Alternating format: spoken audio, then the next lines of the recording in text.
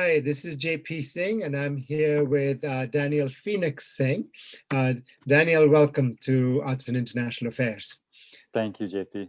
It was great to have you here, Daniel. You are the director and president of a dance company called Dakshina Daniel Phoenix Singh Dance Company, which is really innovative. You've received lots of awards and recognitions, including grants from the National Endowment for the Arts. And what you're known for is the way that you have very syncretically combined various dance forms, which include Bharatnatyam, modern dance, and social dance. But that's not all, Daniel. You have spent a lot of time with arts advocacy, with policy work, in forays into higher education, and currently you are the division chief of tourism and cultural arts for Baltimore County in Maryland. Daniel, you have an MFA in dance, but you also have an MBA from Georgetown University. So I can't think of a better person to be running an arts organization than somebody who is a performer, as well as somebody with a business administration background. So first off, Daniel, I wanted to start off by asking you why you took this risk, okay, of starting a dance company of your own. Most people with your training would join a dance company, but just decide to start your own, and that's a significant risk to take. So, can you tell us why you started Dakshina and how you decided to take those risks? Sure. So when I finished my work, when I got into dance really late in college, I was a computer science major and I had to take a physical education requirement. I took a dance class. It changed my life. I switched majors from computer science to dance. And then at that point, I felt like I needed to go back and get my MFA to get a little more training. So when I came out of my MFA program, I was also working in women's studies a little bit there for a certificate as part of the MFA. And there we were talking about, everything is not categorized anymore. Everything, trying to bring things back together in a composite view, not separating the personal from the political. And so I was thinking about how all of my interests could come together. I was really interested in traditional Indian dance. Even though I grew up in India, I never had the chance to see a live performance in India or be a part of a dance company there. It was until I was in the US that I saw a live classical Indian dance performance. So that was the irony for me. So I felt like I wanted to combine all of that. I was really interested in club dance. I was I was just coming out as a young gay man, going out to the clubs in DC and dancing and like, again, I don't know if you remember Club Chaos, but it was one of the few places where you could see intergenerational gay men dancing. Like there were people who were 20s and there were men in their 70s and 80s coming to dance as well. And so, the last few places that were doing that kind of intergenerational kind of community building, I would almost say. Mhm. And so as I was looking after my MFA, I wanted to find a company that might do all of these interests. I would like kind of sustain all of these interests. And no one was doing it, and everyone had their very particular way and they all wanted to mold you into what they wanted. And I was looking for something where I could explore all these different interests, part of my Indian heritage, part of my queer heritage. And so I felt like I needed to just start my own company because I had these varied interests and no one else was doing it. And it felt like if I want the reward, I have to invest in the risk. There's no reward without risk. And so that's why I started my own dance company. It felt like, all these intersections were not possible anywhere else. It's so surprising to hear that you hadn't been to an Indian classical dance performance. Most people would assume that you were trained in India in some form of classical dancing, and therefore you come to the US. So you trained yourself in Indian classical dance, specifically Bharatnatyam, here in the United States. Yes. I think, like in India, there's, as you know, there's a lot of caste and religion still plays a large role. I grew up in a Christian family, and there would never be an opportunity for me to see a Hindu dance performance. Bharatanatyam, as you know, is very strongly based in Hinduism. And so I think that had something to do with it. I was growing up in the 70s and 80s. People were still very much in their own silos. I think it's changing now, but I think that was one of the reasons why I didn't get a chance to be exposed to that. My parents did, put me in piano classes and French classes and all those things, but like I didn't get to see my Indian dance heritage till I came to the U.S. It's fantastic that you decide to take this risk, and it's a creative risk, and you've earned all sorts of recognitions for it. It must not have been easy though. So as you started and went along, what sorts of resources and talents did you bring into the dance company? What was available for you? And if you might, what wasn't available for a young entrepreneur starting a dance company like yours? I think, like having the IT background really helped. A lot of my friends who were contemporary choreographers or dancers were in the service industry often. They were working as waiters or some other service industry work and then performing as well. I really used my IT background to kind of have it as a stable financial cushion for me to kind of invest in my company. So I worked full time as an IT director so I could put all that money into my company. So that gave me a leg up from the start. And then I also didn't have some of the um, expectations or protocols that you would have if you had gone through a very traditional training method. I didn't know you can't just call up a big dancer and say, I want you to come set a work on my company. Like if you had gone through the traditional training, you would have to call your teacher and your teacher would have to make an introduction and I didn't know, like in some ways my ignorance is what kind of helped me get past these. So anytime I saw a work, whether it was on YouTube or in person, and I liked the work and I felt like my company should learn from this choreographer, I would send an email or I would call. I was just curious, and I think the curiosity was really helpful. The ignorance of what how you get through these multiple layers of gatekeepers was Right. really helpful. I just didn't think of calling the secretary. I always just emailed the artist directly and said, I'm a young choreographer. I have a company. I want you to come and set the work on my company. And then the last thing I think that I really always kept open was this curious approach. Even my first step into dance was as a computer scientist walking in for a physical education requirement.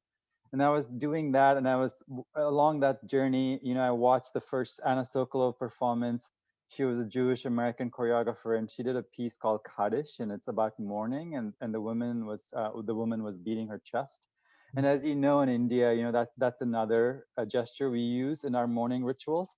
And it felt like time and space had folded itself, and I was watching a Jewish dance on ritual mourning that felt like it was an Indian dance to me in a way. And again, I felt like this is a gate I need to open and walk through and explore this partnership. We started working with Anna Sokolov Foundation.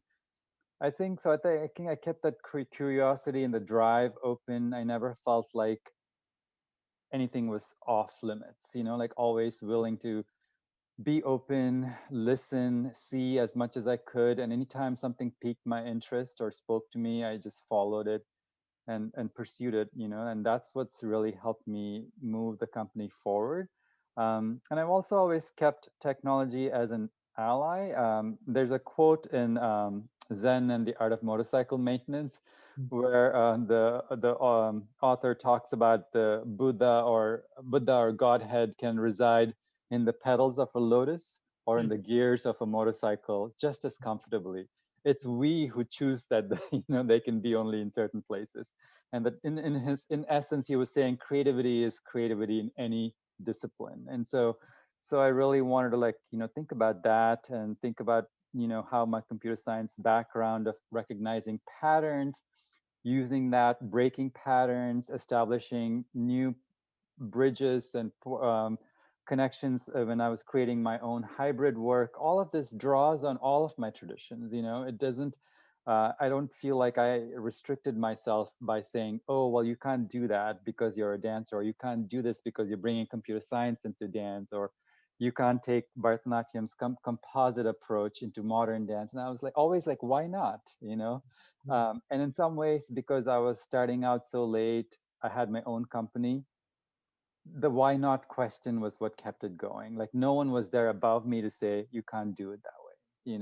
I made a lot of mistakes too. This is not always about finding success. What the public saw often was the success, but we often, made a lot of mistakes and learned from the mistakes. I had really trustworthy rehearsal directors, some of whom would pull a dance the night before a performance because they felt like it wasn't ready to go on stage.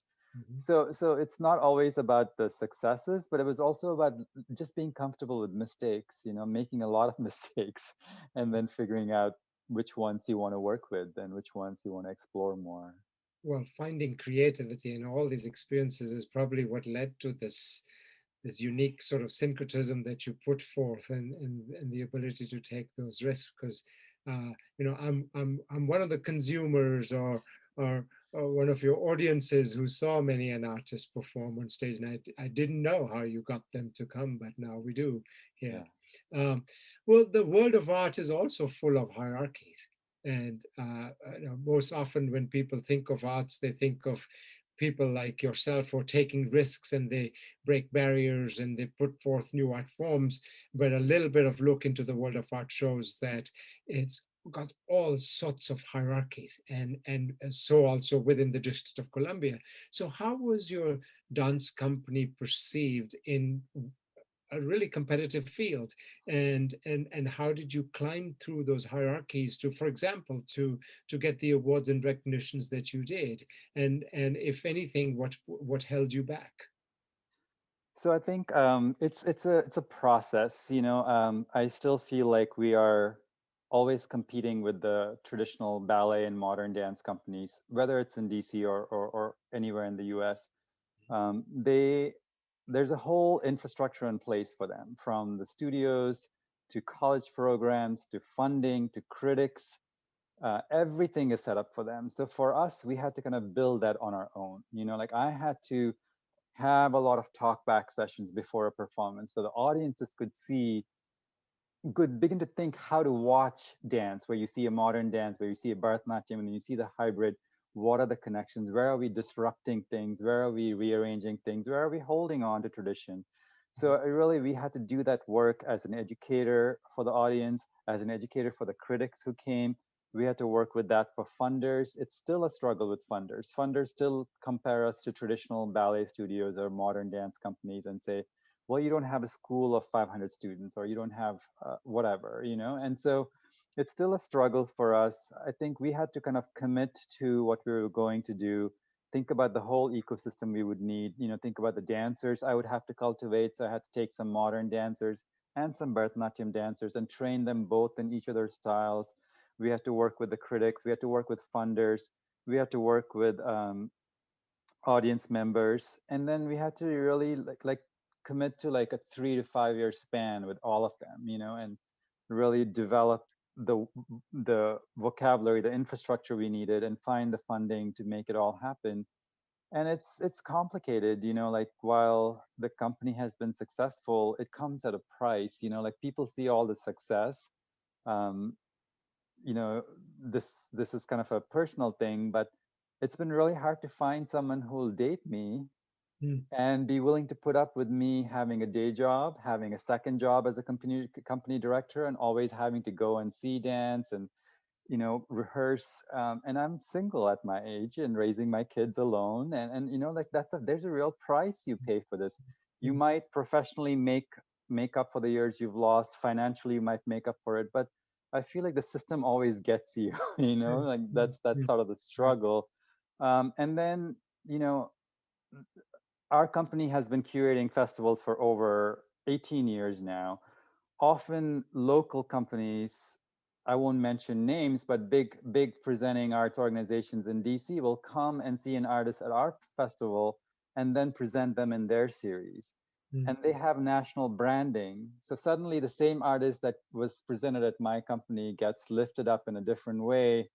mm, And then, like because we don't have that infrastructure, there's a tension, because then suddenly white American audiences are willing to pay $150 for tickets, whereas they wouldn't come to our shows for $35 to $50 for a mm, ticket. So mm, the struggle is real. It's still a struggle, and I think as you know, think about the bigger shifts in culture that's happening with Black Lives Matter and Me Too. I think some of those things are pushing the focus from traditionally white male choreographers, dancers, arts critics to other artists working in the margins. And I think that's where there's a space for us to explore and see how we can find representational work and support across the whole, whole infrastructure, not just on stage, but in our board members, in our donors, in our audiences, in our critics, in our grant making organizations, and then really challenge the grantors too. I think that's the last holdout. I often talk about how classical dance or ballet is like the last confederacy standing. Yeah. It's largely a canon by white choreographers, white male choreographers typically, and somehow it's held up as the canon still. So what And would it take? Do you have an exemplar of a city or an arts funding model where companies like yours, not just in dance, but in other art forms too, uh, would have a better standing because you are taking these risks and you are bringing various types of art and you're putting forth something unique to the point that, as you're saying, larger companies would poach off of you. So what would it take for arts granting agencies or cities, etc., to make organizations like yours viable? I think they need to have an equitable funding model. Right now, the funding model is based on an operating budget. And already that privileges the larger organizations because if you come in with a $20 million budget and you get 1.5% of that, that's huge. And if I go in with a 500,000 or $200,000 budget and I get 1.5% of that, it's not going to really do much for me. So I think a lot of the funding models are based that way. I talked to some of my contemporary artists in Europe, and they have a larger support system for artists. In France, for example, if you can prove that you have work for 26 weeks, the government will subsidize the remaining 26 weeks so that they give you time to invest in creating new work. So we need models like that where the government is a part of that process in investing in the artists, just as you would invest in NIH. NIH's investment is now what's paying us for the COVID vaccine. No one makes those connections, but if the government hadn't been funding billions of dollars to the NIH, the whole infrastructure to fast track the vaccine wouldn't be around, And so similarly, I think the arts has to be invested in for a long time. You can't just um, take someone to a few performances and then hope that it gives you what you need. We've cut arts out of schools, K through 12 schools.